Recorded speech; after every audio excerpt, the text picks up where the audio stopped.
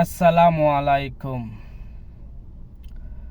আমার শিরোনাম হচ্ছে 13 তারিখে আওয়ামী লীগের বাজিমাত, 17 তারিখে ডক্টর ইউনূসের সর্বনাশ।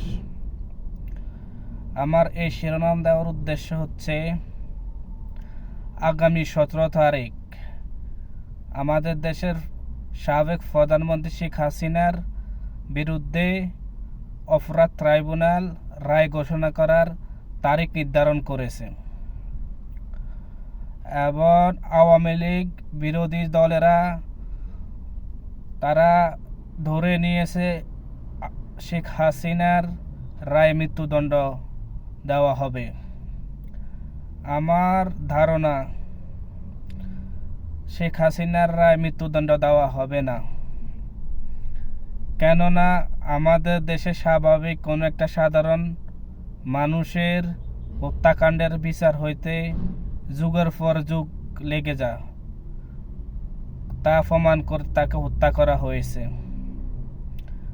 এখন যার বিরুদ্ধে রায় দেবে উনি আমাদের দেশের সাবেক প্রধানমন্ত্রী, তো উনি কোনো সাধারণ ব্যক্তি নয় যে ওনার রায় অতি সাধারণভাবে দেওয়া হবে। আদালতে সর্বোচ্চ এটা করবে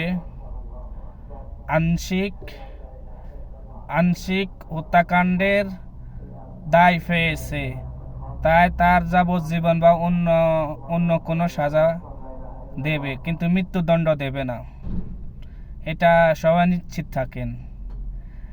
এবং আওয়ামী লীগ 13 তারিখে যে এরকম কর্মসূচি দিয়ে বাজিমাত করেছে, যদি 17 তারিখে ওই রকম কোনো কিছু হতে যায় তাহলে বাংলাদেশে অনেক বড় একটা বিশৃঙ্খলা সৃষ্টি হবে। আর আদালত আবেগ দিয়ে চলে না, তারা প্রমাণ চায়, তারা প্রমাণের ভিত্তিতে রায় প্রকাশ করে। দেখা যাক 17 তারিখে কী রায় আসে। ততক্ষণ সবাই সুস্থ থাকুন। ধন্যবাদ।